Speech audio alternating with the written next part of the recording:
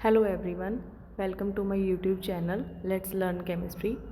आज जो है हम chapter number 3 class 10th metals and non metals का ही करने जा रहे हैं, जिसमें हमारा जो कंटेंट रहेगा वो एनसीईआरटी बेस्ड रहेगा और इसमें हम मेटल्स एंड नॉन मेटल्स के बारे में पढ़ेंगे। अभी तक हमने जो है वो चैप्टर 1 एंड 2 के बारे में डिस्कस कर लिया और साथ में उसके कुछ क्वेश्चन प्रैक्टिस भी कर लिए हैं। तो आज जो है हम चैप्टर नंबर 3 स्टार्ट करेंगे, that is the metals and non metals. तो आज जैसे कि नाम से ही आपको क्लियर है, आपने वैसे पढ़ा हुआ है। मेटल सबसे पहले हम बात करेंगे what is mean by metal, है ना।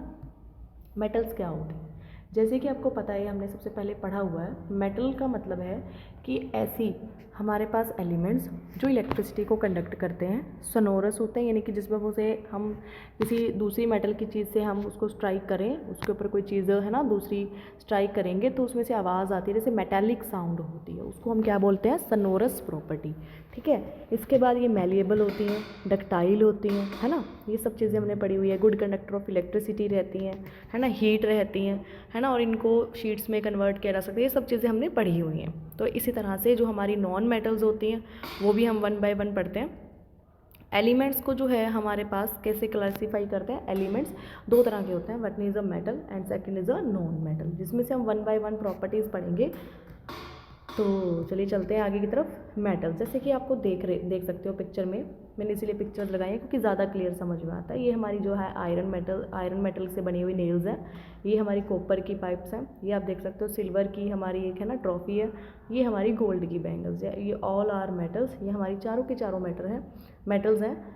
मेटल्स में स्पेशल प्रॉपर्टी होती है कि लस्ट्रस होती हैं, चमकदार होती हैं, मेलिएबल होते हैं, इनको मतलब कि किसी चीज़ से पीट के पतली शीट्स में बनाया जा सकता है। डक्टाइल, जो कि वायर्स में कन्वर्ट हो जाती हैं, ठीक है। और are good conductor of heat and electricity, ये good conductor of heat and electricity भी होती हैं। They are solids at room temperature except mercury. ये इंपॉर्टेंट है बात कि वैसे तो सारी जो हमारी मेटल्स होती हैं वो सॉलिड होती है रूम टेम्परेचर पे, जैसे कि आप ये देख सकते हो, लेकिन सिर्फ और सिर्फ एक ऐसी मेटल जो हमारी रूम टेम्परेचर पे मेटल ना, मतलब सॉलिड ना होकर लिक्विड रूम में या किसी फॉर्म में एग्जिस्ट करती है, दैट इज़ अ मरकरी। और ये जो मरकरी का सिंबल होता है दैट इज़ एन Hg। ये जो है वो आपने देखा होगा, जो थर्मामीटर्स कई बार हम टेम्परेचर मेज़र करवाने के लिए जाते हैं डॉक्टर के पास, जब हमें फीवर हो जाता है, तो उसके अंदर जो एक छोटे से बल्ब के अंदर एक चमकदार मेटल भरी होती है, दैट इज़ अ मरकरी। ठीक है, चलिए नेक्स्ट पे चलते हैं। मेटल्स आर सॉलिड्स, मेटल्स क्या होती हैं, सॉलिड होती हैं except mercury. Metals are hard होती हैं, लेकिन उसमें से एक्सेप्शन है, ये इन एक्सेप्शन से ही क्वेश्चंस आते हैं हमेशा। मेटल्स जो हैं वो हार्ड होती हैं, लेकिन कौन सी हार्ड नहीं होती, lithium, potassium and sodium. Symbol of lithium is Li, symbol of potassium is Ke, symbol of sodium is Na। इसको ना हम चाकू के साथ आराम से काट लेते हैं और एक क्लीन क्लीवेज देते हैं। ये है मेटल, लेकिन इन्हें आराम से चाकू के साथ, नाइफ के साथ काटा जा सकता है। ठीक है, ये एक्सेप्शन है और इम्पॉर्टेंट है। आगे देखिए, metals have metallic lustre. Metals के अंदर जो है वो मेटेलिक लस्टर रहती है, जैसे कि आप देख सकते हो गोल्ड की बैंगल्स जब हम लेके आते हैं चमकदार होती हैं, चीज़ें चमकती हैं। मेटल्स को जो है वो हम छोटी छोटी शीट में बीट करके उन्हें पीट के हथौड़े से किसी चीज़ के साथ उसको लंबी शीट्स बना सकते हैं, पतली शीट्स बनाई जा सकती हैं। ठीक है, इस प्रॉपर्टी को हम क्या बोलते हैं, मेलिएबल। नेक्स्ट पे चलते हैं, that is a ductile property. Ductile का मतलब है हम उसे खींच कर एक लंबी वायर्स के रूप में दे सकते हैं, जैसे कि आपने देखा होगा घर में कॉपर वायर्स होते हैं, that is a property of ductility. Next is a have high melting point, मतलब जैसे कि वैसे सभी, जैसे लोहे को देखो हम, है ना, बर्तन यूज़ करते हैं, एल्यूमिनियम के करते हैं, लोहे के करते हैं, जिंक के हो जाते हैं, लेकिन अगर इसे हम गैस पे रख के गर्म करें तो ये पिघलते नहीं है, यानी इनका जो मेल्टिंग पॉइंट होता है वो काफ़ी ज़्यादा होता है। लेकिन इनमें से कुछ एक्सेप्शंस हैं, ये इंपॉर्टेंट है, यही इंपॉर्टेंट है जो एक्सेप्शंस हैं, that is a gallium and caesium. Gallium और सीजियम ये दोनों एक ऐसे मेटल्स हैं जो कि जिनका मेल्टिंग पॉइंट इतना कम होता है कि अगर हम इसे हाथ पे रखें तो ये मेल्ट करने शुरू कर देते हैं। ठीक है, नहीं, इंपॉर्टेंट बात है, ध्यान रखिएगा। Next is a metals are good conductor of electricity. Metals are good conductor of heat and electricity also. तो सबसे फर्स्ट पॉइंट में आप देख सकते हो कि जो मेटल्स होती है वो गुड कंडक्टर ऑफ हीट रहती हैं। यानी कि अगर देखो एक एग्जांपल के तौर पे दिखाया है, ये आपको एनसीईआरटी में भी देखने को मिलेगा या अदर किसी बुक में भी हो सकता है। जैसे कि अगर आप एक कोई भी मेटल की रोड ले लो, जैसे एल्यूमिनियम मेटल की दिखा रखी है यहाँ, अगर आप इसको एक साइड से गर्म करो और यहाँ पे बीच में मैंने क्या लगाया कि जैसे मोमबत्ती का जो हमारी वैक्स होती है, मोम होता है जो, उसको वहाँ पे मैंने चिपका दिया, उसके साथ में मैंने आयरन की पिंस चिपका दी। अब क्या कह रहे हैं कि जैसे ही ये हीट को यहाँ से करना शुरू करोगे, हीट इधर से इधर को फ्लो करने लग जाएगी ऐसे। तो जैसे जैसे धीरे धीरे फ्लो करेगी, आयरन की पिंस नीचे गिरने लग जाएंगी। यानी कि हीट जो है वो पहले यहाँ पहुँची, फिर नेक्स्ट वाली पे, फिर उससे नेक्स्ट वाले पे। यानी कि जो मेटल की जो चीज़ें होती हैं वो हीट को क्या करती है, फ्लो करवाने देती है अपने अंदर से। तो सबसे बेस्ट कंडक्टर क्या है, ये तो सबको पता ही है ना। सबसे बेस्ट कंडक्टर से क्वेश्चन आता है कि best conductor of heat is silver and copper. वैसे बहुत सारे हैं बट सबसे बेस्ट कंडक्टर एनसीईआरटी मानती है सिल्वर और कॉपर को, याद रखिएगा। और पुअर कंडक्टर में सबसे ज़्यादा पुअर कंडक्टर मानती है लेड और मरकरी को, ठीक है। सबसे कम कौन है, पुअर कंडक्टर है लेड और क्या है, मरकरी। सबसे मैक्सिमम है जो है सिल्वर एंड कॉपर, ठीक है। आगे की तरफ चलते हैं। Metals are good conductor of electricity also. आपने जैसे देखा ही है, हमारे घर में तभी कॉपर की वायर्स यूज़ करते हैं क्योंकि वो गुड कंडक्टर ऑफ इलेक्ट्रिसिटी रहती हैं, जैसे कि सिल्वर एंड कॉपर मानोगे। इसमें भी मेटल्स जो है वो सनोरस होती हैं। देखा होगा आपने कि जो मंदिर में घंटी होती है ना, वो इसी तरह से कुछ बनाई जाती है। इसमें ये वाली ऊपर वाली चीज़ भी मेटल की होती है, जो अंदर होती है वो भी मेटल की होती है, इसीलिए उसमें साउंड कैसी आती है, मेटालिक साउंड, राइट। हाँ जी, ये देखो, the electric wire that carry current in our homes that is a PVC. Covering किसकी होती है, उसके ऊपर पीवीसी, पॉलीविनाइल क्लोराइड की। क्यों होती है, क्योंकि ये गुड कंडक्टर नहीं, बैड कंडक्टर ऑफ इलेक्ट्रिसिटी रहता है। इसमें से जो इलेक्ट्रिसिटी है बाहर पास नहीं कर सकती। ये पुअर कंडक्टर है, इंसुलेटर्स हैं, ठीक है। किसका यूज़ करते हैं हम, पीवीसी का, याद रखना। Polyvinyl chloride is an insulator, ठीक है। The electric wires have a covering of insulating wire PVC. इससे क्या होता है कि अगर हम वायर को उठा के टच करते हैं तो हमें इलेक्ट्रिसिटी फील नहीं होती, हमें झटका नहीं लगता है, ठीक है। ये तो सब चीज़ें आपको आई होप पता है ऑलरेडी। कुछ चीज़ें होती हैं जैसे नॉन मेटल्स। नॉन मेटल्स जो होते हैं वैसे तो उनकी मेटल से जस्ट अपोजिट प्रॉपर्टी होती है कि वो इलेक्ट्रिसिटी कंडक्ट करते हैं, ये नहीं करते। वो ज़्यादा मेलिएबल और डक्टाइल होते हैं, ये नहीं होते, है ना। ये इलेक्ट्रिसिटी को कंडक्ट नहीं करते, इन्हें हम जो है सनोरस प्रॉपर्टी नहीं होती। लेकिन कुछ एक्सेप्शंस हैं जहाँ से पेपर में क्वेश्चन आता है। देखिए, non metals are the property opposite to that of metal. They are neither malleable, ductile, good conductor नहीं होते, इलेक्ट्रिसिटी के नहीं होते। लेकिन हाँ जी, एक चीज़ है कि जो हमारे एक्सेप्ट ग्रेफाइट, इंपॉर्टेंट बात है कि जो हमारा ग्रेफाइट होता है ये नॉन मेटल की कैटेगरी में आता है क्योंकि कार्बन से बनता है ग्रेफाइट, ठीक है। और ग्रेफाइट जो है इसके साथ साथ एक और चीज़ भी बनती है, that is also diamond. Carbon से बनता है, दोनों चीज़ें ही एक दूसरे के एलोट्रोप्स हैं, ये भी पढ़ेंगे what is mean by allotropes, ठीक है। तो अभी हम बेसिक से शुरू करेंगे एक बार थोड़ा सा, ठीक है। जैसे कि ये जो कार्बन होता है हमारा, ये कार्बन जो है वो जितनी फॉर्म्स में एग्जिस्ट करता है अलग अलग ड्यू टू स्ट्रक्चर। ये जो हमारा है ऐसा हमारा डायमंड का स्ट्रक्चर, ग्रेफाइट का स्ट्रक्चर रहता है। और डायमंड का स्ट्रक्चर कुछ इस तरह से टेट्राहेड्रली अरेंज होता है, हर एक कार्बन आगे टेट्राहेड्रली अरेंज होता है, वो भी हम करेंगे डिस्कस, धीरे धीरे करेंगे। और इसमें कंडक्टर जो एक्सेप्ट ग्रेफाइट है ये एक नॉन मेटल है बट फिर भी इलेक्ट्रिसिटी को कंडक्ट करता है, इसीलिए स्पेशल केस है, ठीक है। कि ये नॉन मेटल है फिर भी इलेक्ट्रिसिटी कंडक्ट करता है, इस बात को याद रखना है, इंपॉर्टेंट है, ठीक है। इसके बाद आपको पता होना चाहिए कार्बन एक नॉन मेटल है, सल्फर एक नॉन मेटल है, क्लोरीन इसमें गैस भर रखे, chlorine is also a non metal, ठीक है। आगे चलते हैं। नॉन मेटल्स में बी अ सॉलिड और लिक्विड और गैसेस। जो नॉन मेटल्स हैं ये सॉलिड, लिक्विड और गैस हो सकते हैं। सॉलिड के केस में जैसे कार्बन, सल्फर हो गया, फॉस्फोरस हो गया। लिक्विड के केस में ब्रोमीन हो गया और गैस के फॉर्म में गैसेस, हाइड्रोजन, नाइट्रोजन और ऑक्सीजन। ये सब के सब किस कैटेगरी में रहेंगे, हमारे नॉन मेटल की कैटेगरी में रहेंगे, ठीक है। नॉन मेटल्स आर सॉफ्ट, हमारे जो नॉन मेटल्स होते हैं वो सॉफ्ट होते हैं, लेकिन डायमंड जो है ये सबसे हार्डेस्ट एलिमेंट है हमारे nature of the substance, nature का, तो इसीलिए ये एक हमारा एक्सेप्शनल बन जाता है और इम्पॉर्टेंट बन जाता है, ठीक है।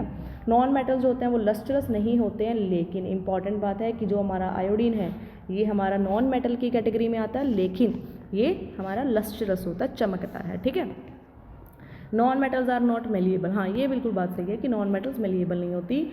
Non metals are not ductile, नहीं होती। नॉन मेटल्स का low melting and boiling point रहता है। बैड कंडक्टर ऑफ हीट रहते हैं, ठीक है। बैड कंडक्टर ऑफ इलेक्ट्रिसिटी भी रहते हैं, लेकिन ये जो हमारा ग्रेफाइट होता है पेंसिल के सिक्के के आगे की तरफ, ये ग्रेफाइट का बना होता है ये सिक्का, ठीक है जी। और ये जो ग्रेफाइट है इसी वजह से इलेक्ट्रिसिटी कंडक्ट करता है, इसी वजह से इस पेंसिल को पीछे की तरफ से कवरिंग करी जाती है कि बच्चे अगर खेलते वक्त इस पेंसिल को किसी हमारे सॉकेट के अंदर डाल दें, है ना, हमारे जो प्लग के अंदर डाल दें, तो उनको पीछे की तरफ से झटका ना लगे, इसलिए उसको लकड़ की यानी कि वुड के साथ कवर किया जाता है। ठीक है, non metals are not sonorous, हाँ जी सोनोरस भी नहीं होती। आगे चलते हैं। ये तो हमारी थी सारी की सारी फिजिकल प्रॉपर्टीज़। फिजिकल प्रॉपर्टीज़ का मतलब होता है एक ऐसी प्रॉपर्टीज़ जो हमारे फिजिकल अपीयरेंस के बेस पर रहती है, यानी कि जब हम उनको देखकर, फील करके, टच करके कैसा लगता है। लेकिन जो केमिकल प्रॉपर्टीज़ होती हैं उसका मतलब होता है कि जब कोई एक मेटल या कोई एक नॉन मेटल किसी दूसरे कंपाउंड से रिएक्शन करे, किसी एलिमेंट से रिएक्शन करे और एक नया प्रोडक्ट बने, है ना, जो बिल्कुल पहले वाले से बिल्कुल डिफरेंट है, उसको हम क्या बोलते हैं, उसकी केमिकल प्रॉपर्टीज़। ठीक है, जैसे कि अगर आप इसमें देखोगे, हम इसका एग्जांपल लेते हैं, जैसे मेटल। आपने देखा होगा हमारे घर में कई बार लोहे की जो चीज़ें होती हैं वो पहले तो नई नई होती है ना, बाद में थोड़े दिनों बाद उनके ऊपर जंग लगनी शुरू हो जाती है और वो ब्राउन कलर का कुछ बन जाता है उसके ऊपर, है ना, वो रस्टिंग होने लग जाती है। हम कहते हैं लोहे को जंग लग जाएगी, है ना। तो जंग लगना मतलब कि आयरन ने, उस लोहे ने हमारे एनवायरनमेंट में पड़ी हुई ऑक्सीजन हवा में मॉइस्चर से रिएक्शन करी और कोई कंपाउंड बना दिया जो कि एक बिल्कुल नया था, जो आयरन के जैसा ना ही ऑक्सीजन के जैसा था। इस वजह से ये कैसी एक रिएक्शन हुई, केमिकल रिएक्शन। लेकिन अपीयरेंस कैसी है इसकी, आयरन की, ये सॉलिड है, मेलिएबल है ना, ये सब चीज़ें इसकी अपीयरेंस रहती है। तो एग्जाम्पल के तौर पर जैसे और भी देख सकते हो आप, एग्जाम्पल हमने यहाँ लिखे हैं। जब मेटल किसी भी ऑक्सीजन में, एनवायरनमेंट में ऑक्सीजन से रिएक्शन करता है कोई भी मेटल, तो वो क्या बनाएगा, फोर्स मेटल का ऑक्साइड बनाएगा ना, क्योंकि ऑक्सीजन से रिएक्शन करी है। सिमिलरली जो हमारा ये कॉपर रहता है, ये ऑक्सीजन से रिएक्शन करके क्या बनाएगा, कॉपर का ऑक्साइड। हाँ, लेकिन इसमें ये चीज़ थोड़ी सी कन्फ्यूजनिंग लगती है आप लोगों को कि जो हमारा कॉपर है, ये ऑक्सीजन है, ये CuO ही क्यों बना है, Cu2O क्यों नहीं बना है, क्योंकि इसकी कॉपर की वैलेंसी है 2, ऑक्सीजन की वैलेंसी है 2, cross multiply formula is Cu2O2, और इन दोनों को 2 को होल नंबर से कन्वर्ट कर दिया, सिंपल नंबर में होल नंबर रेशो बना दिया हमने, CuO, दोनों को 2 के टेबल से डिवाइड कर दिया। ठीक है, अगर आप लोगों को फिर भी इस चीज़ को थोड़ा और ब्रीफली समझना हो तो आप मुझे कमेंट करके ज़रूर बताइएगा। अभी हम कंटिन्यू करेंगे। That is a copper oxide. हाँ जी, किस रंग का होता है, सबसे इंपॉर्टेंट है, this is a black in colour. ये कैसे नेचर का रहता है, हमारा ब्लैक कलर का रहता है। इसके साथ साथ और भी ऐसी चीज़ें हैं जो रस्टिंग करते हैं, जैसे एल्यूमिनियम ऑक्सीजन से रिएक्शन करके एल्यूमिनियम का ऑक्साइड बनाता है।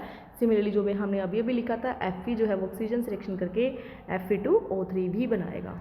ठीक है, तो सभी मेटल्स जो हैं वो, मतलब सभी नहीं कह सकते, जो रिएक्शंस, जो मेटल्स जो है ऑक्सीजन से रिएक्शन करती हैं वो क्या करती है, हमारी ऑक्साइड्स बनाती हैं, जैसे कि आप देख सकते हो। अच्छा जी, अब क्वेश्चन शुरू हुआ।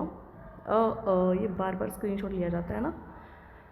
हाँ जी, तो जैसे ये हमने कॉपर का ऑक्साइड बना लिया, तो अब कहानी आई, ये जो कॉपर का ऑक्साइड है, क्या ये एसिड और बेस रिएक्शन करेगा। आपने पढ़ा होगा, याद करो, हमने कहा था कि Mg फर्स्ट चैप्टर में Mg+O2 फॉर्मेशन ऑफ MgO। फिर हमने इस मेटल के ऑक्साइड को फिनोल्फ्थालीन के साथ टेस्ट भी किया था, जिसका रंग कैसा आ गया था, पिंक रंग आ गया था। इसका मतलब ये बेसिक नेचर के होते हैं। ऑफकोर्स अगर मेटल के ऑक्साइड बेसिक है तो इसका मतलब ये भी क्या होगा, बेसिक, है ना। तो metal oxides are basic in nature. तो अगर हम इसे HCl से रिएक्शन करवाएंगे तो ये क्या हो गया, बेस, ये हो गया सॉल्ट, सॉरी बेस, ये हो गया बेस, ये हो गया acid, formation of salt plus water. तो this is copper plus minus, फिर H प्लस क्लोराइड माइनस, तो प्लस को जोड़ दो माइनस से, formula of CuCl2 plus water, right. ठीक है जी। हाँ जी, नेक्स्ट पे चलते हैं। देखो, जो कुछ मेटल ऑक्साइड्स हमने अभी कहा, ऑल मेटल ऑक्साइड्स और बेसिक इन नेचर, लेकिन सभी नहीं होते। कुछ नॉन मेटल के ऑक्साइड जो हैं वो एम्फोटेरिक भी होते हैं। What is mean by amphoteric. Amphoteric का मतलब कुछ ऐसे, जैसे कि एक मेटल का ऑक्साइड, एक मेटल का ऑक्साइड एसिड भी हो, एसिड की तरह भी बिहेव करे और बेस की तरह भी बिहेव करे। जिसमें एग्जांपल आता है एक तो एल्यूमिनियम ऑक्साइड का, एक आता है हमारे पास जिंक ऑक्साइड का। ये दोनों ही एग्जांपल ऐसे हैं जो एसिड की तरह भी बिहेव करते हैं और बेस की तरह भी बिहेव करते हैं। अगर आप देखोगे एल्यूमिनियम ऑक्साइड, ये HCl से रिएक्शन करके क्या बनाता है, AlCl3। देखो, सॉल्ट बना दिया ना, बेस और plus acid, formation of salt plus water. लेकिन अगर मैं इसको एसिड से ट्रीट ना करा के बेस से ट्रीट कराऊँ तो ये बेस की प्रेजेंस में खुद एसिड की तरह बिहेव करता है और क्या बनाता है, सोडियम एल्यूमिनेट बनाता है, NaLO2 फॉर्मूला याद ही रखेंगे, plus water, salt plus water बनेगा। तो ये भी एक न्यूट्रलाइजेशन रिएक्शन है। मतलब ये एल्यूमिनियम ऑक्साइड, ये एक ऐसा मेटल ऑक्साइड है जो एसिड की प्रेजेंस में बेस की तरह बिहेव करता है और बेस की प्रेजेंस में एसिड की तरह बिहेव करता है। इट मीन्स ये एल्यूमिनियम ऑक्साइड किस क्या नाम हो गया इसका नाम बन गया हमारा एम्फोटेरिक ऑक्साइड। ठीक है, एल्यूमिनियम नहीं लिखेंगे, एल्यूमिनियम ऑक्साइड लिखेंगे। आपने एक और चीज़ देखी होगी, H2O। H2 को अगर हम एसिड में डाल दें तो ये क्या बनाएगा, H hydronium ions plus Cl minus ions, है ना। और अगर हम इसी H2 को NaOH में डाल दें तो ये बनाता है OH minus ions plus Na अलग हो जाता है ना।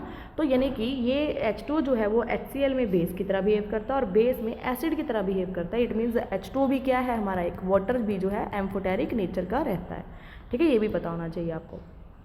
उसके बाद आता है जो हमारे पास जो ज़्यादातर मेटल्स होती हैं वो पानी में क्या रहते हैं, मेटल के ऑक्साइड जो है वो पानी में इनसोल्यूबल से रहता है, लेकिन कुछ जो है घुल जाते हैं, सम जो है जो डिज़ोल्व हो जाता है वाटर में उसको हम क्या बोलते हैं, एल्कलाइज बोलते हैं। वो कौन से होते हैं, सबसे हाई रिएक्टिव मेटल यानी कि सोडियम और पोटेशियम, इन दोनों की जब ऑक्सीजन से रिएक्शन रहती है तो ये जो मेटल के ऑक्साइड बनाते हैं ना, क्योंकि हाई रिएक्टिव है, हाई रिएक्टिव मेटल के जो ऑक्साइड्स होते हैं ये भी पानी में कम्प्लीटली सॉल्यूबल होते हैं, तो इनको भी हम क्या बोलते हैं, एल्कलाइज। आपको पढ़ा था हमने कि एल्कलाइज क्या होता है, वाटर सॉल्यूबल बेस, उनको हम क्या बोलते हैं, एल्कलाइज। इसीलिए ये वाटर बेसिक ही होंगे मेटल के ऑक्साइड, तो वाटर सॉल्यूबल बेस को हम क्या बोलेंगे, एल्कलाइज बोलेंगे। इसको वाटर से रिएक्शन करवाएंगे तो NaOH बनते हैं पानी के अंदर।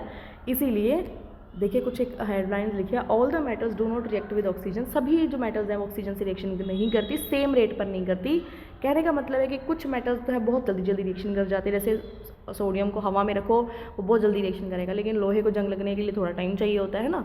तो इसी तरह से डिफरेंट मेटल्स जो हैं उनकी रिएक्टिविटी ऑक्सीजन के टुवर्ड्स डिफरेंट रहती है, ठीक है। नेक्स्ट देखिए क्या लिखा है, metal such as potassium and sodium reacts vigorously catch fire if it kept open air, यानी कि जो के है या Na है, इसको अगर हम हवा में रख दें तो उसमें मॉइस्चर भी होता है, साथ में NaOH तो बनता ही बनता है, साथ में हाइड्रोजन गैस भी रिलीज़ होती है। एकदम से इसने मॉइस्चर से रिएक्शन करना है और मॉइस्चर से रिएक्शन करने के बाद हाइड्रोजन गैस रिलीज़ होगी जिसकी वजह से एकदम से ब्लास्ट हो जाता है, ठीक है। तो मतलब मॉइस्चर से रिएक्शन करने की वजह से ब्लास्ट होता है, तो इसलिए इसको प्रोटेक्ट करने के लिए हमेशा हम कहाँ रखते हैं, कैरोसिन ऑयल में डिप करके रखते हैं। ध्यान रखिएगा, इंपॉर्टेंट बात है बच्चे, ठीक है। आगे देखिए क्या लिखा है, at ordinary temperature the surface of a metal such as the magnesium, aluminium, zinc, lead etcetera are covered with a thin layer of oxides. कह रहे हैं कि जो हमारी मेटल्स होती हैं नॉर्मल टेम्परेचर के ऊपर वो सारी थिन लेयर ऑफ ऑक्साइड से जुड़ जाती है, जैसे मैग्नीशियम, लेड, ये सब चीज़ें हैं। और उसके ऊपर जैसे हमारे घर पे देखा होगा आपने एल्यूमिनियम के बर्तन, जैसे कुकर है हमारा, है ना, इसके ऊपर भी हम ये एल्यूमिनियम का बना होता है, लेकिन कभी इस पर रस्टिंग होती देखी है कि क्या इसमें से कुछ गिरता है या कोई रंग होता है, नहीं, क्योंकि जो एल्यूमिनियम जो है वो ऑक्सीजन से रिएक्शन करती है उसके ऊपर ही, जैसे मान लो ये कुकर था, इसके ऊपर जो लेयर रस्टिंग होने के बाद जो लेयर बनी ना वो इसके ऊपर चिपक जाती है। लेकिन अगर मैं लोहे की बात करूँ, है ना, तो लोहे की जो लेयर है वो यहाँ से अगर रस्टिंग हुई तो ये यहाँ से गिर जाती है, इसीलिए नया सरफेस इसके एनवायरनमेंट के टच में आ जाता है, फिर से रस्टिंग होता है, फिर गिर जाता है, फिर रस्टिंग होती है, फिर गिर जाती है, और वो धीरे धीरे लोहा जो है वो गल जाता है। लेकिन एल्यूमिनियम की खासियत ये है कि ये जो रस्टिंग होने के बाद जो लेयर बनती है एल्यूमिनियम की ऑक्साइड वो इसके ऊपर चिपक जाती है, वो इसको बल्कि ख़राब नहीं करती बल्कि उसको प्रोटेक्ट करने का काम करती है। इसीलिए हम घर में जो एल्यूमिनियम के बर्तन ज़्यादातर यूज़ करते हैं, ठीक है, क्योंकि वो ख़राब नहीं होते और बहुत सालों साल चलते हैं, आपने देखा ही होगा। तो जिसकी वजह से इन मेटल्स की जो है वो दोबारा कॉन्टिन्यू रस्टिंग नहीं होती।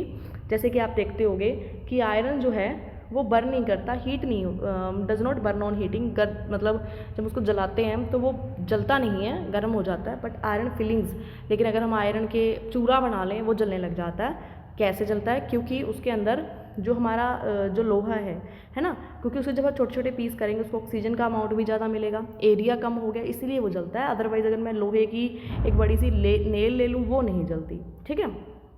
कॉपर नहीं जलता, ठीक है, but the hot metal is coated with a black. हाँ, अगर कॉपर को मैं अगर हीट करूँ तो कॉपर एनवायरनमेंट ऑक्सीजन से रिएक्शन करके काले रंग का हो जाएगा। क्यों? क्योंकि कॉपर की ऑक्साइड की लेयर उसके ऊपर चढ़ जाती है, यानी इसको कवर कर लेते हैं। लेकिन अगर आप सिल्वर और गोल्ड की बात करो, ये तो कुछ भी नहीं होता, ये किसी भी ऑक्सीजन से रिएक्शन नहीं करते एट किसी भी टेम्परेचर पर, हाई टेम्परेचर पर।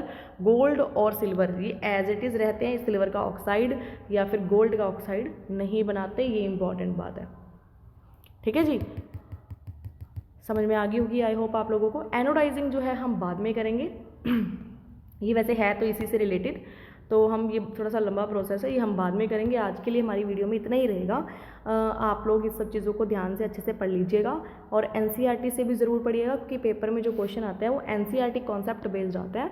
इसके साथ साथ हम बाद में कुछ क्वेश्चंस भी प्रैक्टिस करेंगे इसी टॉपिक के, ठीक है जी। तब तक के लिए आप ज़रूर रिवाइज़ करिएगा। थैंक यू सो मच, और चैनल को सब्सक्राइब, लाइक, शेयर ज़रूर करिएगा। और कमेंट करके भी बताइएगा कि आपको जो है वीडियो में कैसा लगा, वीडियो कैसी लगी। आपको कोई भी सजेशन देनी है तो आप वो भी दे सकते हो। Thank you for everything and have a nice day. Goodbye, take care.